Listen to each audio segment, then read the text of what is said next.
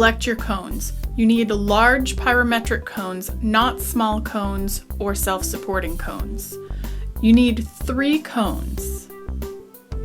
You need the guide cone, which is going to melt sooner than your target cone. You need your target cone, which is the temperature you'll be firing to.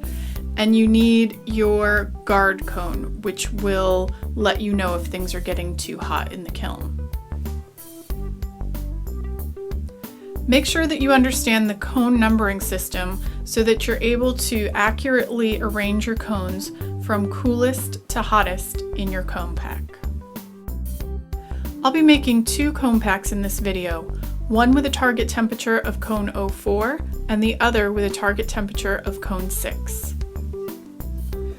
To make my cone 04 cone pack, I'm laying out the 3 cones that I'll need. Cone 05 will be my guide cone. This is the one that will melt first and will let me know that cone 04 will drop soon. Cone 04 is my target cone. That's the temperature that I'm firing to. That will be in the middle of the cone pack. And then my guard cone, cone 03. This will warn me if things are getting too hot in the kiln.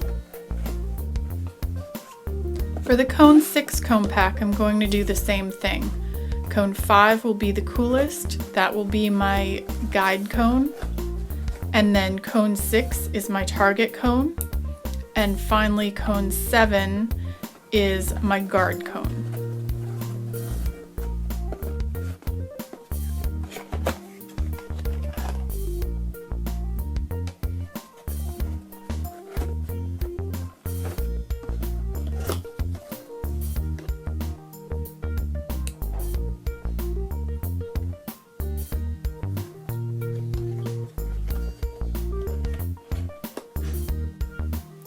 If you set a cone on the table, it already leans in the direction that it wants to fall.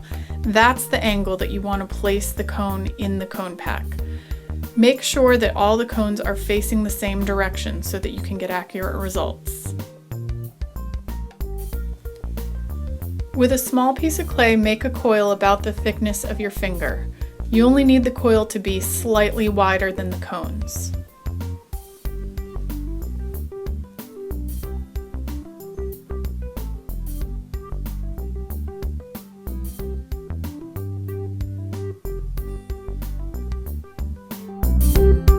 Place your coil on a paper towel or a canvas so that it won't stick to the table.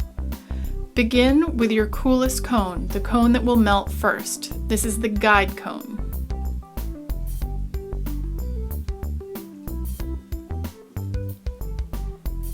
As you push it into the clay, make sure that you maintain the angle built into the cone. I like to push my cone all the way down through the coil so that it rests on the table and I can make sure that I haven't changed the angle with clay underneath. Gently squeeze the clay around the cone to help hold it in place.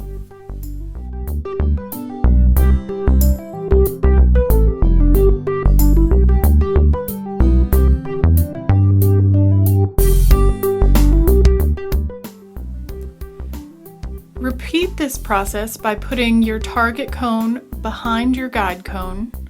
You don't need a lot of space in between them. Again, maintain the natural angle of the cone. And then finally by putting your guard cone behind that. Again, you don't need a lot of space in between the cones.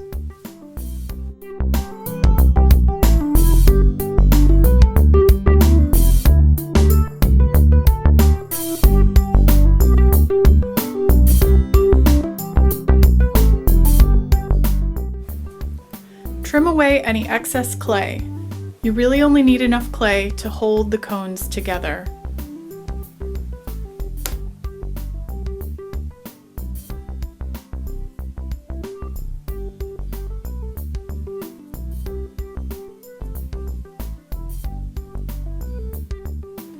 I'm using my needle tool to poke a lot of holes in the clay.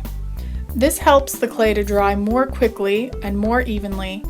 And if this were to go into a glaze firing where the ramping is faster than a bisque, it will help prevent the clay pack from exploding. Another thing to notice about how I've placed the cones into the coil is that they are facing so that they will fall slightly to the back rather than directly in a row. This is because you run the risk of one cone melting and then the next falling into that and not being able to fully fall. Here's an illustration of what I mean.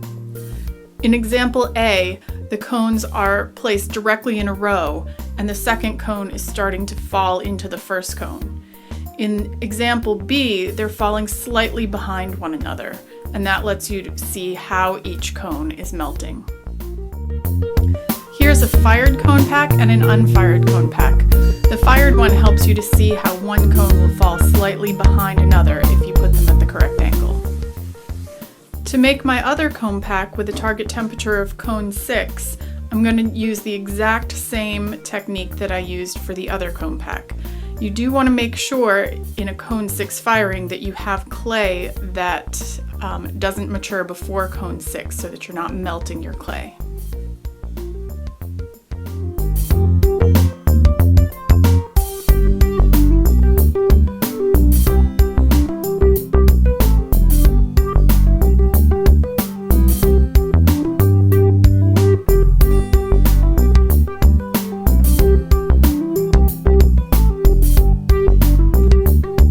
In my first example, I demonstrated placing the coolest cone in the cone pack first.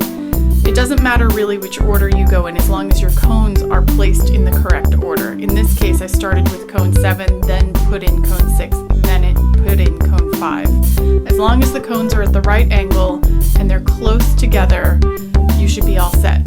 Having them close together is important because the spy hole in the kiln is very small and you want to be able to see all 3 cones at the same time.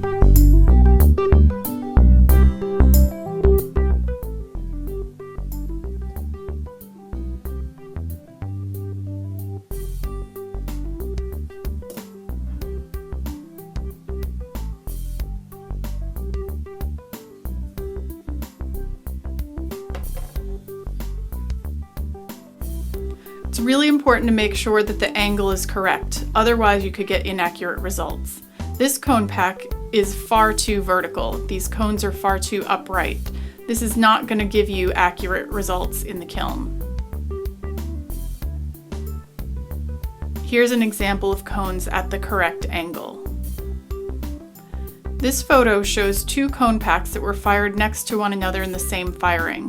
The one on the left, the cones started out in the correct position, and the one on the right, they were a little bit too upright, and you can see that it looks like drastically different results.